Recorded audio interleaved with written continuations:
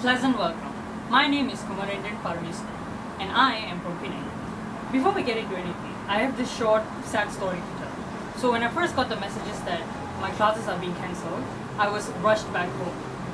So I didn't have enough time to pack all of my things back. And most of my formal attires are stuck back in my room. So I'm stuck here going from formal good looking to regular good looking. But I guess we work with what we have, which is exactly today's theme, a global reboot, leveraging resources to overcome challenges in a post-COVID-19 world. Malaysia's movement control order has been in effect since 18 March 2020.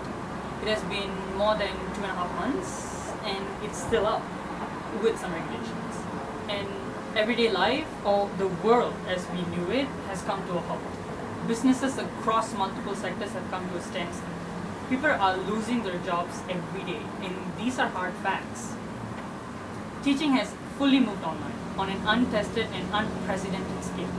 And me, being a degree student, I can watch that most of the time. We don't even know what we're doing in our online classes. And I'm pretty sure none of my lecturers do as well. The struggle is real. The vast public was never ready for the situation, but we'll learn. Which is why I think where we're at right now, for the lack of a better word, a sweet spot, a make or break time, and how we're going to use this time to really innovate and come up with an exit strategy is going to determine whether or not we will overcome the challenges of a post-pandemic world. My first point will be on economy. The economic crisis caused by COVID-19 involves practically all the countries in the world. Studies by the World Bank have projected a 2.4 contraction in GDP growth for the world. Malaysia, our small country, is also expected to feel the hit. Our studies show that our GDP growth will contract by 2.61% this year. Bank Negara Malaysia has estimated that 951,000 people will lose their jobs. They're also predicting that 40% of small and medium-sized enterprises will have to pull the plugs if this pandemic persists. These are hard numbers, and numbers don't lie. And what is our backup plan? Technology, the internet. I would like to see the faces of Indian uncles and aunties now. See, technology has allowed many businesses to drastically change their business models in order to stay competitive by moving online. This digital solution shouldn't come as a surprise at all, as we were already in the transitional stage anyways. So many online resources were already up and running. This situation just simply allows them to be in full force and reach their full potential. We are seeing business behaviors being reshaped and reskinned, consumer activities shifting to online platforms. Corporate companies have asked their workers to work from home and only important staffs are allowed back in office, and meetings are done in video conferences. The F&B markets have only recently opened up their space for dining, but with social distancing regulations intact. But other than that, everything else is in order-in method, thanks to food delivery service provided by Foodpanda, GrabFood, and Delivery Eats. The entertainment industry has opted to video on demand and streaming platforms like Netflix, Amazon, and Apple TV. Of course, these only apply to big-time businesses, and small and medium businesses will be affected negatively, and that is inevitable.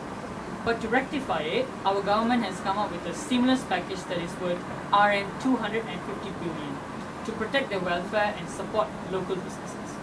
My next point will be on education. Education as a whole has found its home online, the only place where we could get away from it. Sure, it is hard to adapt at first, as we're thrown into it, but we will have to get used to it, at least for the time being. Besides, the majority of students in our educational institutions today are from Generation Z. They basically grew up in a truly globalized world, so this should be an easy transition too. If this pandemic has taught us anything, it is about how interconnected the whole world is.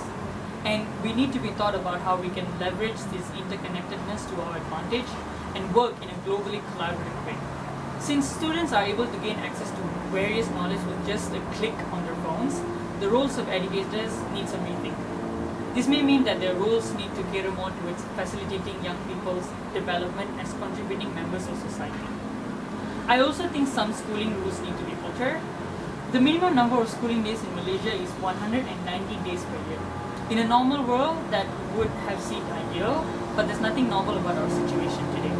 Many schools in the US have already moved to relax these rules, and we should too, as it helps students transition from term to term without having to resit a whole year. I also think the internet access should be broadened. The first question that was asked to us before e-learning began was if there is stable internet connection in our homes. We were privileged to have them. However, there are a lot of unfortunate and underprivileged students that don't. Funds should be provided to ensure internet access and connectivity can be available for these students in their homes.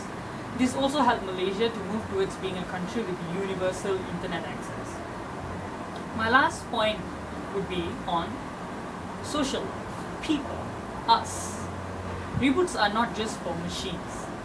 Malaysia is known for its diversity and racial inclusivity. It is taught to us since kindergarten how our country is built on perpaduan. I believe we have an edge that even the most biggest countries in the world fail at. But it's mostly just on paper. How often do we practice what we preach? Multilingualism is in our blood. But how often do we resort to spitting out racial slurs at the slightest inconvenience? How often do we see vacancies that specifically states certain races only? They call it preference, I call it racial profiling. This doesn't just stop there. How many more years do qualified people need to fight for workplace equality? How many more years do women need to fight patriarchy for the same human rights as their male counterparts? And when these opinions are finally voiced out, they're immediately shut down on the basis of false generalization.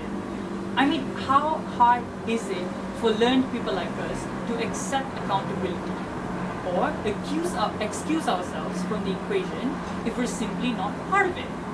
It's exhausting at this point. I refuse to believe that people are inherently bad. We're not. Behaviors are learned, and they can be unlearned. As a society, I hope we all reboot to be better people, educated, proactive, open, tolerant, and sensitive to all experiences. A moral citizen for the future generations to look up to. I mean, we're sending Tom Cruise into space to shoot a movie, for crying out loud. How hard can this be? On a serious note, sincerely, I don't think Wawasan 2020 is cancelled. It has just simply changed. And that's on what? Period. Thank you for lending me ears.